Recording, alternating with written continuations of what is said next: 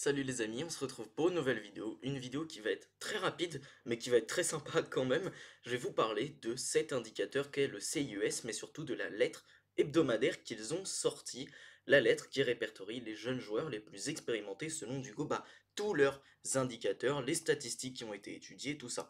Donc je trouve ça très intéressant déjà de vous le montrer, et surtout parce que c'est pas forcément les joueurs auxquels on s'attend, et ça parle surtout de l'expérience de à quel moment ils ont commencé à jouer leur premier match, d'à quel moment ils ont percé dans, on va dire, des ligues d'un niveau quand même assez élevé. Et donc je vais vous montrer ça maintenant.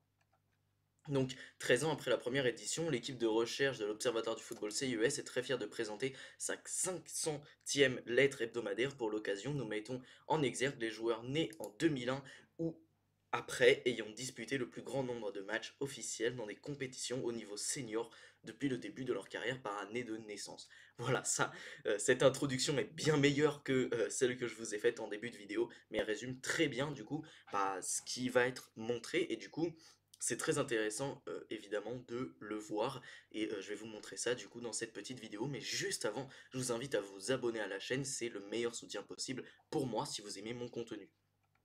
Donc, avec pas moins de 379 rencontres officielles au niveau senior, Rodrigo, Real Madrid, est premier parmi les joueurs nés en 2001. Les footballeurs suivants ont accumulé le plus de matchs pour les autres années de naissance: Eduardo Camavinga 2002, Jude Bellingham 2003, Angelo Gabriel 2004, Vitor Roque 2005, Hendrik Felipe 2006, ainsi que Lamine Yamal 2007 et après. La lettre présente également la moyenne annuelle de matchs disputés depuis le début de la carrière. Lamine Yamal est en tête toute année de naissance confondue avec une moyenne de 59,7 matchs par année depuis ses débuts. Bon bah évidemment ça fait écho à sa précocité dingue à Lamine Yamal, qui est un joueur qui a vraiment percé extrêmement tôt. Je rappelle que son premier match il le joue à 15 ans dans la saison du titre avec Xavi. Le prodige de Barcelone devance Pau Cubarsí avec 59,0 et Joao Neves 55,0. Donc évidemment, eux aussi sont des joueurs qui ont une grande expérience pour leur très jeune âge, et ça se voit notamment dans leurs matchs où je trouve que Lamine Yamal notamment, mais Pau Cubarsí et Joao Neves font preuve d'une grande maturité, mais c'est pas que lié à leur âge, parce qu'évidemment ils sont très jeunes, mais cette maturité est liée à l'expérience qui a été engrangée justement sur ces matchs. Par année de naissance, les leaders sont Jason Knight 2001, Josko Gvardiol 2002, Jude Bellingham 2003, Joao Neves 2004, Malik Fofana 2005, Jourel Lato 2006 et Lamine Yamal 2007 et après. Donc voilà, nombre de matchs depuis le début de la carrière, joueurs nés en 2001 ou après. Donc ça c'est pour l'année de naissance 2001. On voit Rodrigo Goes, qui a été ça a été montré plus haut, donc c'est le nombre de matchs depuis le début de carrière, hein. Donc voilà. Donc 379 matchs Rodrigo, donc c'est à peu près 50 par année. Takekubo, c'est 41 par année. Il a commencé quand même à 15,9 ans, c'est incroyable, tandis que c'était 16,8 pour Rodrigo. Pour Jason Knight, il a commencé à 18,5 ans à Bristol, donc je connais pas du tout ce joueur, mais c'est intéressant de voir qu'il est également assez précoce. Bukayo Saka également a commencé très tôt. Yuri Alberto, je connais pas du tout, mais il joue actuellement au Corinthians. Mais on voit par exemple Kangin Lee, qui a commencé à 16,8 ans, ce qui est très tôt. Aujourd'hui, il joue au Paris Saint-Germain. On a Charles de Ketelaar, évidemment, qui a commencé très tôt aussi, qui joue aujourd'hui à l'Atalanta, qui était un joueur qui a passé notamment beaucoup d'années au Club Bruges. C'est là d'ailleurs qu'il a percé. Il a quand même joué 285 matchs en carrière, hein, ce qui fait déjà beaucoup. Visha Kvaratskhelia 284, il évolue aujourd'hui au Paris Saint-Germain, mais il a commencé sa carrière à 16,6 ans. Donc ça évidemment c'est le nombre de mois, hein, 16,6 c'est voilà, le nombre de mois rapporté à 100, un truc comme ça. Zuriko Davitashvili également, donc le deuxième joueur géorgien de cette liste, qui a commencé à 16,6 ans et qui évolue aujourd'hui à l'AS Saint-Etienne, qui est un joueur très important de notre Ligue 1. On a également Brennan Johnson, William Saliba, donc voilà, on a quand même des noms connus dans cette liste. On a Martin Minchev, que je connais pas du tout, qui joue à Cracovia, mais qui a commencé également très jeune, à 16 ans tout rond. Gabriel Martinelli, 16,8 ans également. Manuel Ugarte, 15,7 ans. Alors lui, je connais pas du tout et je risquerais pas à prononcer son nom, mais pareil, il commençait très jeune, donc on voit quand même que le football, c'est un sport où tu commences de plus en plus jeune pour les joueurs. Et donc voilà, après, c'est des joueurs qu'on connaît un peu moins, même si on a notamment Santiago Jiménez qu'on connaît un peu et qui joue aujourd'hui au Milan AC.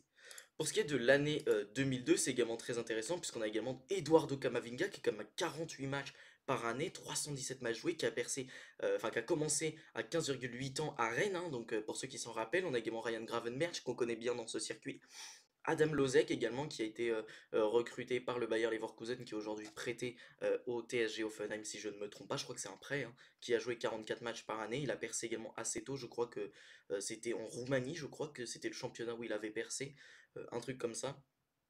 On a Gvardiol également qui a percé très tôt, donc là pour le coup c'est plutôt Zagreb, je crois que c'est Zagreb hein, où il perce, ou peut-être Leipzig, je ne sais plus. Pedri aussi qui a percé très tôt, donc là c'est plutôt du côté de Las Palmas. Et ensuite il est recruté par le FC Barcelone où il fait des matchs assez énormes pendant sa première saison, où on se rappelle justement il avait joué 70 matchs dans la saison. Bon, là on voit quand même que 47 matchs par année c'est plutôt faible parce que Pedri on l'a vu beaucoup mais il y a eu également beaucoup de blessures qui l'ont tenu éloigné des terrains donc forcément ça fait faible entre guillemets mais il aurait peut-être pu détrôner Camavinga s'il n'avait pas eu toutes ces blessures. On a Younous Moussa également qu'on connaît du côté de l'AC Milan qui a percé très tôt, qui a notamment joué beaucoup de matchs à Valence, ce qui lui a permis d'obtenir une grande expérience. Kenneth Taylor à l'Ajax, on sait que l'Ajax c'est un club qui a tendance à faire confiance aux jeunes. Jérémy Doku qu'on connaît, Gianluca Busio, donc lui on l'avait vu notamment en Serie A, c'est un joueur plutôt intéressant. Là, je l'ai un peu perdu de vue depuis qu'il est à Venise, enfin depuis que Venise est descendu plutôt, mais il avait fait une saison intéressante, je trouve, et c'est encore un jeune joueur, donc peut-être qu'il y a un coup à faire sur le mercato. Karim Adeyemi qu'on connaît, Brian Brobbey également pour ceux qui suivent un petit peu le championnat des Pays-Bas. Moi j'ai vu quelques matchs, quelques highlights de lui, c'est un vrai crack aussi. Pierre Hincapié qu'on connaît bien du côté du Bayer Leverkusen, Troy Parrott également qui était un crack un peu de football manager pour ceux qui connaissent. Et là, voilà, on entre dans des joueurs qu'on connaît un peu moins, même si évidemment, Manfred Ugalde, je vous en avais fait une vidéo où je parlais de Rodrigo Mora et de Manfred Ugalde, c'est un joueur qui a percé très tôt, quand même 16,6 ans, qui évolue au Spartak Moscou actuellement et qui est dans les petites tablettes du Paris Saint-Germain. On a Nico Williams également qui a percé très tôt à l'Athletic Club. Et on a Yann Madsen qui, qui aujourd'hui évolue à Aston Villa, qui a notamment joué qui est dans l'académie de Chelsea à la base, qui a été prêté un peu partout, qui a réussi à avoir de l'expérience. Donc voilà, il a quand même 221 matchs en carrière, Yann Madsen. Donc pour ceux évidemment qui connaissent un peu le joueur, c'est quand même un joueur d'une grande qualité également. Donc on voit voilà qu'encore une fois, bah, les joueurs bah, évoluent dans le football de plus en plus tôt. Et quand même Kamavinga, 317 matchs, alors qu'il a, enfin voilà, il a 23 ans, Eduardo Camavinga, 317 matchs, c'est quand même absolument dingue. Euh, L'année 2003, encore une fois, on a beaucoup de repères, puisqu'on a quand même Jude Bellingham, Jamal Musiala, on a Benjamin Sesko hein, également, qui est un joueur qui a percé très tôt, au même âge que Bellingham, même si Bellingham c'est quand même 54 matchs par année, c'est énorme, 52 pour Musiala. D'ailleurs, Bellingham c'est quand même 308 matchs, c'est quand même assez énorme. Marcos Leonardo également, qui joue à Al Hilal, donc lui on en a un petit peu entendu parler, pareil, petit crack un peu de FM. Florian Wirtz, qui est quand même un joueur également qui a percé très tôt, 17 ans, du côté du Bayer Leverkusen, hein, c'est un méga crack évidemment, vous connaissez. Ricardo Pepi également, de qui on entend pas mal parler, 16,2 ans aujourd'hui, évolue au PSV Eindhoven. Lui je ne connais pas. Wilfried Gnonto, pour ceux qui connaissent, il joue à Leeds actuellement, il a percé là-bas. Il a joué notamment durant leur saison en PL et maintenant ils sont en seconde division, mais il est très bon encore. Ryan Cherky également, bah voilà, qui a percé à 16 ans quand même, c'est pareil, c'est monstrueux de précocité, qui avait joué, si je me trompe pas, l'année où justement Lyon, excusez-moi, arrive assez loin devant le Final 8, je crois qu'ils font demi-finale cette année-là, et voilà, il avait engrangé quelques minutes durant cette saison-là. On a Harvey Elliott également qui a percé très tôt, 15,5 ans, qui joue à Liverpool, qui est voilà, un joueur maintenant bien installé dans cet effectif. Bon, il ne joue que 32 matchs par année, mais ça reste pas mal. C'est quand même 210 matchs engrangés pour lui. Johan Bakayoko également, qu'on connaît bien du côté du PSV. Devin Rensch, voilà, qu'on a connu un petit peu pour ceux qui suivent le championnat des Pays-Bas et qui joue maintenant à l'AS Roma. Rasmus Højlund, également, qui a percé en Italie. Voilà, on a été Martin Baturina également qui était suivi par le Paris Saint-Germain du côté de Zagreb. Donc voilà, là encore une fois, on a quand même une belle liste de joueurs bien connus et qui surtout engrangent les matchs depuis maintenant plusieurs saisons. En 2004, donc on avait Angelo Gabriel, c'était 10, mais on a également Pablo Gavi qui est quand même percé à 16,6 ans, c'est pas mal. Bon, aujourd'hui Angelo Gabriel joue à Al Nasser et à 15,8 ans a fait ses débuts. C'est un peu dommage qu'il se retrouve à Al Nasser parce que je sais que c'était quand même un joueur qui était bien suivi, qui avait un sacré niveau, en tout cas qui avait un gros potentiel. Gavi, bon, il y a eu une blessure qui l'a tenu éloigné des terrains pendant très longtemps, mais voilà, c'est quand même 41 matchs par année, c'est assez énorme. Donc Sergei Pinaev, je connais pas du tout. Par contre, Julio Enciso, je connais bien. Il joue aujourd'hui à Ipswich. Il est prêté par Brighton. Avec Brighton, il avait fait notamment des performances très intéressantes, même s'il avait eu une grosse blessure et depuis il est prêté à Ipswich. Je sais pas s'il retrouvera son plein potentiel, mais n'empêche que c'est un joueur qui est pour moi très intéressant. Et du coup, il avait percé très tôt à 15,1 ans dans un petit club au Paraguay, qui est donc sa nationalité, mais il avait été très bon là-bas. Et du coup, c'est ça qui lui a permis son transfert à Brighton où il a performé. Oscar Gluck, pour ceux qui connaissent également, qui a fait des performances assez intéressantes du côté de Salzbourg, qui avait percé tôt. Mohamed Ali Cho également, pour ceux qui suivent en Ligue 1, il avait percé à Angers, 16,6 ans encore une fois, il avait débuté, donc ça c'est énorme. Là, je connais pas, je vous avoue, là, ces deux joueurs-là, je ne connais pas. Bilal El Khanous, pour le coup, lui, il a commencé assez tard, il a commencé à 18 ans, même si ça reste tôt hein, quand même, mais par rapport aux autres joueurs de cet indicateur, bah, c'est assez tard, mais Bilal El Khanous, c'est quand même un joueur qui a 153 matchs maintenant, qui évolue en Première Ligue, même s'il joue dans une équipe qui est malheureusement reléguée. Ça n'a pas toujours été simple cette saison pour lui, Bilal El Khanous, mais notamment lorsqu'il jouait en Belgique, il avait été très bon, je crois que c'est à Bruges hein, qu'il était, et voilà, il avait fait des performances très intéressantes. Ici, on a Hugo Larsson et Joao Neves. Du coup, Joao Neves qui a 55 matchs de moyenne par année, c'est quand même énorme. 148 matchs joués déjà pour lui. Il a percé à quasiment 18 ans. C'est pareil, c'est en vrai tard par rapport aux autres joueurs qui y en a qui ont percé quand même à 14 ans. Regardez Ori Oskarsson, premier match joué 14,7 ans, ça fait quand même très jeune. Alors, évidemment, il n'a pas joué à la Real Sociedad directement, il jouait dans un petit club dans son championnat où il a percé au départ, mais ça fait quand même très jeune. Mais aujourd'hui, voilà, Joao Neves évolue au Paris Saint-Germain et quand on connaît sa trajectoire, on peut se dire que bah, quand même, il a percé assez tôt et très fort. Hugo Larsson également, qui est un joueur plutôt connu en Bundesliga, qui est assez bon, qui réalise des belles performances avec Francfort, et je pense que lui, c'est une question de temps, de mois peut-être, pour qu'il parte dans un très gros club cet été.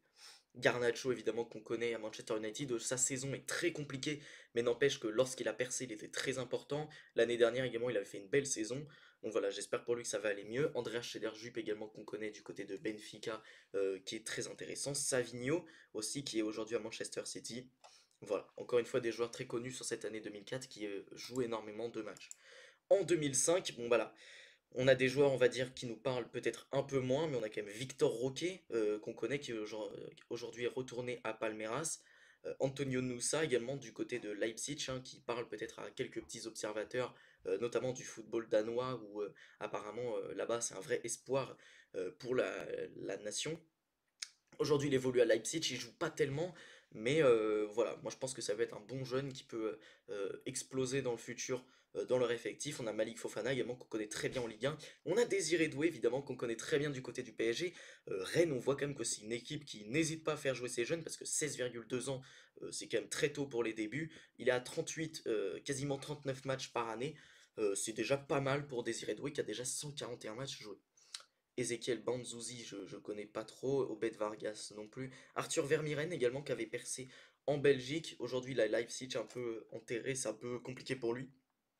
Mais je pense qu'il pourrait avoir une belle carrière parce qu'il a, il a des belles qualités au milieu de terrain. Matistel également qu'on connaît, qui a de nouveau du temps de jeu du côté de Tottenham parce qu'avec le Bayern, il se contentait de miettes. Mais encore une fois, à Rennes, il a débuté très tôt, à 16,3 ans. Donc c'est bien. Là, on a Arda Güler du côté du Real, qu'on connaît évidemment, qui a percé très tôt du côté de Fenerbahçe. Voilà. Job Bellingham également, qu'on connaît un peu grâce à son frère, mais qui est très performant notamment à Sunderland. Kenan Yildiz également très performant à la Juventus, qui a percé très tôt. La Juventus n'a pas hésité à le faire jouer assez tôt, c'est 17,6 ans. Voilà. Donc Micah Götze également, pour ceux qui ne connaissent pas, il est en train de faire une très belle saison à l'Ajax. Donc voilà, encore une fois, deux très jeunes joueurs qui jouent beaucoup de matchs, quand même 39,8 matchs par année. Donc voilà, Mika Götze, c'est également un gros crack.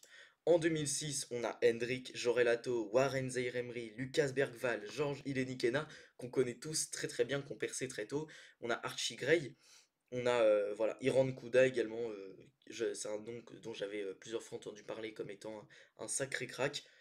Et voilà, on a Eli Kroupi également qui avait fait de très bonnes performances à Lorient en Ligue 1 et également en Ligue 2, il est très important, il a quand même fait ses premiers matchs à 15,9 ans, hein, c'est quand même très tôt. On a également Martim Fernandez qui est très bon du côté de Porto, donc voilà. Et pour les 2007, bon, évidemment on a Lamine Yamal et Koubarsi qui sont tout en haut du classement. Lamine Yamal, vraiment record de précocité, 15,8 ans, c'était le joueur, je crois, le plus jeune à avoir débuté en Liga et avoir débuté pour le FC Barcelone. Un vrai crack, 59,7 matchs par année. Puis Koubarsi à 59 quand même.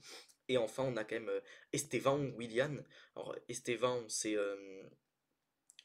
également très jeune, hein, il les joue du côté de Palmeiras, il a été recruté par Chelsea, je crois qu'il arrivera soit cet été, soit à l'hiver prochain, de ce que j'ai compris, mais il a été pris, je crois, pour une cinquantaine de millions d'euros, ce qui fait euh, finalement assez cher. Rodrigo Mora, hein, qui a fait ses débuts à 15,7 ans cette saison, je crois, au FC Porto, c'est un méga crack, et là j'ai appris qu'il pourrait avoir une prolongation autour de 100 millions d'euros avec une clause autour de 100 millions d'euros, ça fait beaucoup. Luka Vuskovic, également joueur recruté par Tottenham, si je ne me trompe pas, qui a été prêté aussitôt à Westerlo, qui est également un gros crack apparemment.